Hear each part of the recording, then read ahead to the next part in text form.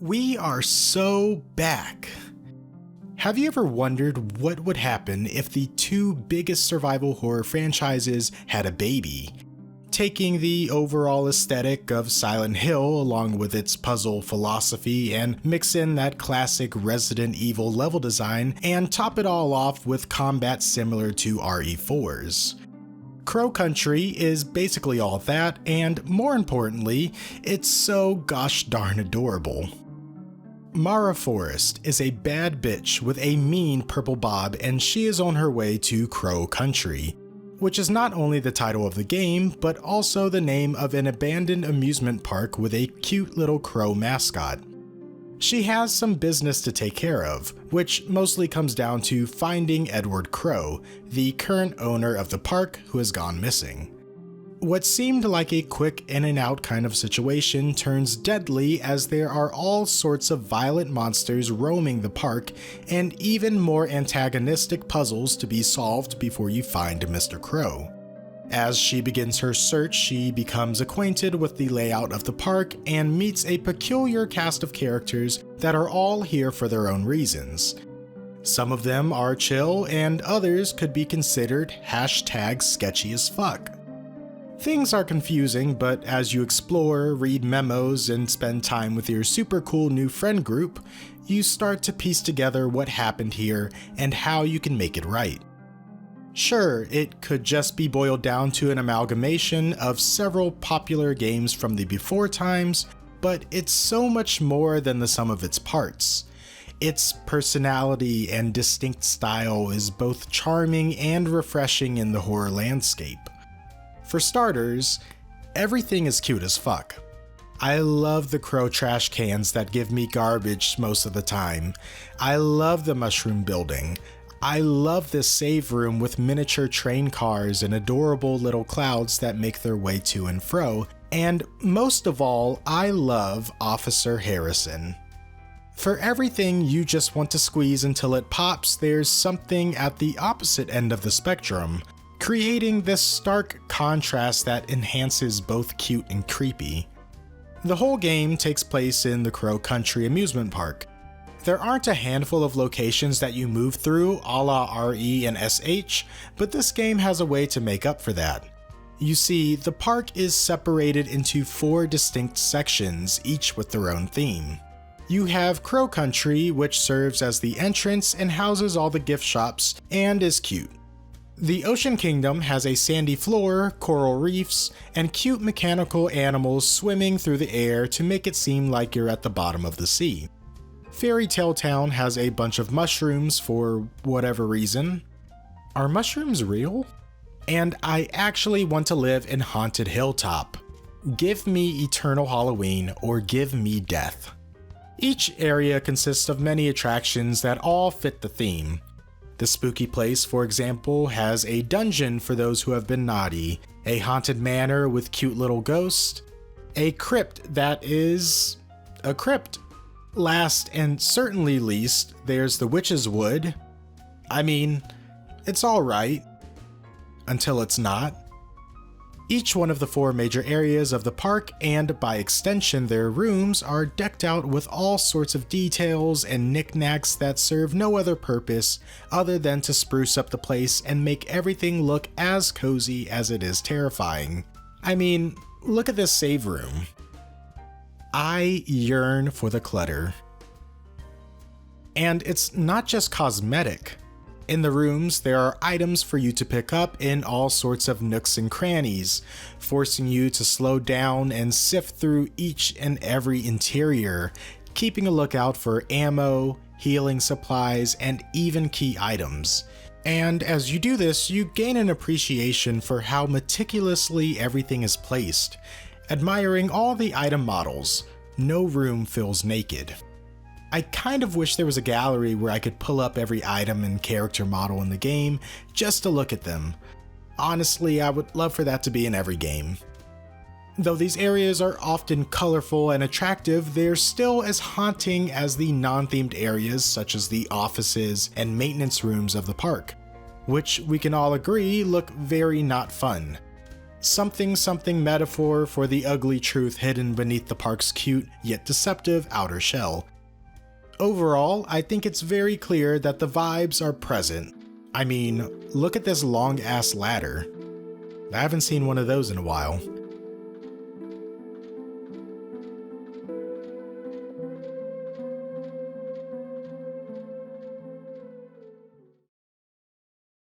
Sure, Crow Country has a bunch of ugly motherfuckers for you to take out as you explore, but everyone knows that the heart of survival horror games are the puzzles we solve along the way. And Crow Country is no slouch when it comes to puzzles. There are all sorts of passwords to remember, patterns, quick math, quizzes, and traditional inventory puzzles to be found here. Where Resident Evil's puzzles are for the most part simple, usually only having one that ends up stumping people in each game, and Silent Hill's puzzles that tend to be much more difficult to solve, Crow Country kind of sits in the middle of the difficulty spectrum, but fills itself to the brim with puzzles. There are so many puzzles to solve in this game that it puts all other survival horror games to shame. With almost every room having a puzzle or two in it, it's clear that this is the main focus of the game and not just an accessory. Crow Country is essentially a giant multi-layered puzzle with horror aspects, and personally, after reaching the end, I think I prefer my survival horror games to be more puzzle heavy. It's such a rewarding experience. Crow Country more or less plays like any other classic survival horror game that has influenced it. We are fully embracing the gift that are tankies, along with the inter-area backtracking, having to strategically pick and choose which enemies are worth getting rid of and which you can consistently juke without taking damage. It also has the same stupid aiming system found in Nocturne and those old Blair Witch PC games. I don't need to be able to aim on two axes. We're making things too complicated. It's all here though, everything a survival horror fan could hope for. And honestly, this brought me back to when I was a wee lad.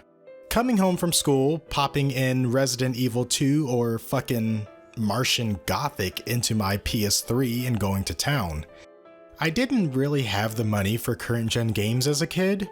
My parents rarely bought games for me, so I would mostly save up birthday or Christmas money, head down to my local Second and Charles, and pick up a bunch of older games rather than a newer one. Shout out to the folks who have a Second and Charles near them because I moved a while ago and I miss it so much. But yeah, I remember spending my afternoons not doing homework but wandering down virtual corridors and solving simple puzzles so long as I wasn't playing Silent Hill 2. Not really knowing what I was supposed to be doing most of the time because I was and still am kind of dumb. At the time I refused to use walkthroughs because I wasn't a fucking chump, or at least I thought I wasn't. The feeling you get when you're handed a bunch of information, be it items, points of interest, or potential puzzles, not fully knowing what to make of them as you're exploring the frequently scary unknown, and slowly those brain synapses start firing off. Connections are being made, and suddenly you start realizing what to do with what you have and where to go next. It's such a fulfilling process. The first hour or so of the arguably short Crow Country, I didn't know what the hell I was doing, where I was going, or even who I was. But when you keep it moving, solving small puzzles that lead to new rooms, and in those new rooms you pick up items that don't have a clear purpose yet, but you take along anyway. You chat with that guy and save his life, and oh my god, he left a little note. It sure does pay to be a saint. Things slowly start to make sense. All those memos that you read the first time around and had no idea what they were going on about make sense later. And soon enough you're darting from point A to B to C, swiftly solving the more difficult puzzles, knowing exactly what items you need and where to use them in order to progress the story. Obviously, this is the gameplay loop of every classic survival horror game, but something about the way Crow Country does it makes it feel so energizing, so fresh. It all feels so seamless. It spends the first half setting up all these dominoes, overloading you with information, and the second half is just you knocking it all down with the connections you made along the way. It's so rewarding, and I can't say that I've gotten this feeling from any other game in the genre, at least not to this extent. In that aspect of the gameplay loop, it's almost perfect. It's so good that there's even a difficulty mode that gets rid of all of the enemies entirely so you can just focus on the puzzles and the story, which I honestly did not care too much about. Now, whether this mode is a result of the core game being that good, or the combat being a bit insignificant is up for debate. Sure, I really enjoy the enemy design. The guests are a bunch of neat looking creatures. I like Mr. Skelly Bones, and the spiky dudes are creepy too. The issue stems from how easy the fights are. There are 4 mini-bosses, one of which I killed, but I didn't even fight, and then there's a boss at the end, which was the only one that felt like a significant battle.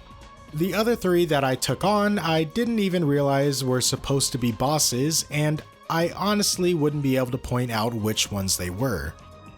The simple roaming enemies all go down really easily, and most are extremely slow. Whether you plan to kill or juke, you're gonna have an easy time doing it. The solution that the devs came up with is just to flood some areas with a shit ton of enemies, which is definitely more annoying than difficult.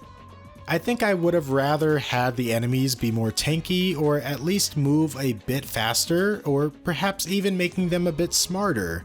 But you know, I don't develop games, so my opinion is probably meaningless. Although I don't regret not turning off the enemies, I will admit that I don't think they provide a significant amount of value to the game or my opinion of it. The combat may even be my least favorite part in an otherwise perfect game.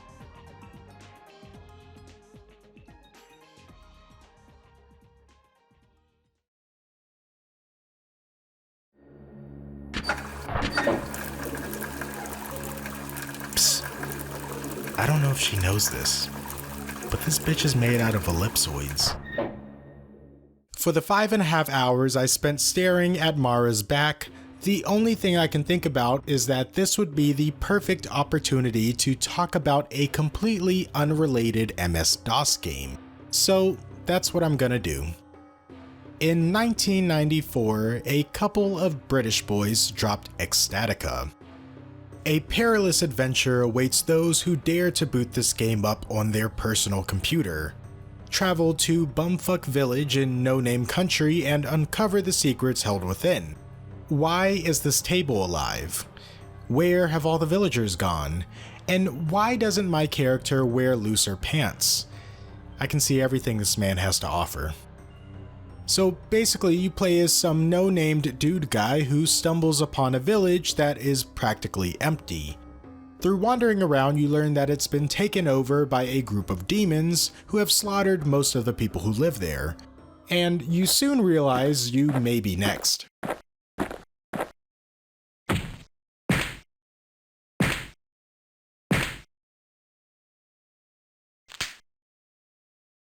This is one of the many demon monster guys I was talking about, and he has been a huge pain in my ass. He's a stalker enemy that roams the village. He jumps out of nowhere every 5 minutes just to give you a chase. If you put enough distance between you two, he'll go away only to come back a few minutes later. Eventually, I got tired of this cat and mouse game and tried to take his ass on. And that was a mistake. Because holy shit, this guy is strong. I tried to box him several times and even tried using weapons, and I still couldn't kill him. After that, I just made peace with the fact that I would have to run away from him until the end of the game. Also, in the village there are other, less annoying enemies you can run into, like the trolls, this spider, Thick Boy, and a table? There's also this human in the town square who slowly crawls towards you. I think he's a zombie, but I certainly didn't take the chance to find out. Lions and tigers and bears, oh my! lions and tigers and... Minotaur? When not being chased by a monster that wants to string you up, Ecstatica plays like an old adventure game. Think King's Quest or any other Sierra game. Simple inventory puzzles and exploration are the focus here.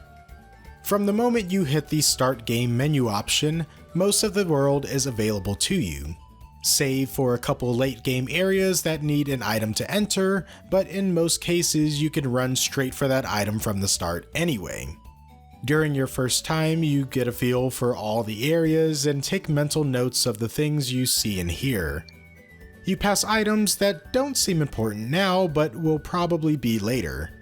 And just like in Crow Country, eventually everything clicks. Though I will say it doesn't feel as satisfying, with this game being a bit tedious and trial and error in nature. Old game woes, as they say. Despite what the internet says, I'm struggling to call Ecstatica a horror game. Sure, the werewolf and minotaur appearing out of nowhere to kick my shit in can be frightening at times, but it low-key is giving light-hearted fantasy adventure. Which is strange considering the fact that it's about some rando putting a stop to this omnipotent demon king who decides to have a whole village not just killed, but hanged and crucified on display for all passerbys to see, and then force many survivors to act as his own personal harem. But look, I got turned into a weasel. There's a bunch of comedic relief to the point where I'm not sure if the humor is supposed to provide relief from the dark story, or if it's the other way around. You could certainly miss a few lines of dialogue and assume that this is a fun little fantasy world for you to explore, and everything is all peaches and cream here. There's a magic broomstick that barely works, a fabled knight who ends up being the biggest wuss you've ever seen.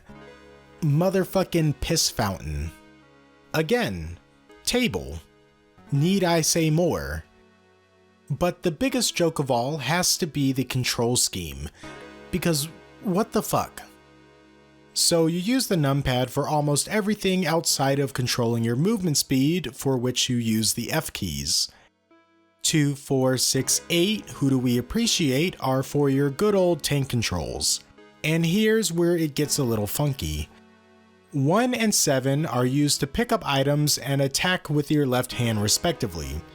3 and 9 do the same thing with your right. Last but not least, 5 is the designated throw it back button. I don't even have a numpad on my keyboard, so I totally cheated myself out of the true Ecstatica experience by mapping all the keys to a DualSense. Even with a proper controller, this game still feels wonky to play, especially during the combat. I mentioned earlier that I couldn't kill the werewolf for the life of me. In the woods, I did manage to take down the minotaur, but then I realized that there are 2 different minotaurs and I had only defeated the easy peasy one. The other one is red and fast as fuck for no reason, and after many attempts at his life, I gave up. I even gave up on fighting the final boss too, and I'm glad that was an option because holy shit, I suck at this game. He one-shots you and it's like impossible to accurately tell where you're safe to stand or where exactly to aim your weapon. Before you fight him, he offers for you to give up and work for him because he sees your potential. In return, he will give you immortality and your own harem. I promise I tried to be a hero, but after about 4 or 5 deaths, that immortality became pretty tempting. And who wouldn't want their own harem of big beefy men? Ecstatica is defo one of those games that I enjoyed playing but will never play again. Like Tulip or Enemy Zero, I see and respect the vision, but there's just a level of tedium that I cannot get behind for the life of me. On the other hand, Crow Country was a big hit for me. It kind of sucks knowing that this is such a black sheep for the developers and they probably won't release another survival horror game like this in the future. It's heavily influenced by the games that have come before it, but never in a way that feels derivative or lazy. Crow Country has its own thing going on. Its cutesy graphics and its unique setting make it very distinguishable. It's a genuine love letter to my favorite video game genre, and I think more people should play it. So if you consider yourself people, close out of YouTube and go play this game. You can thank me later.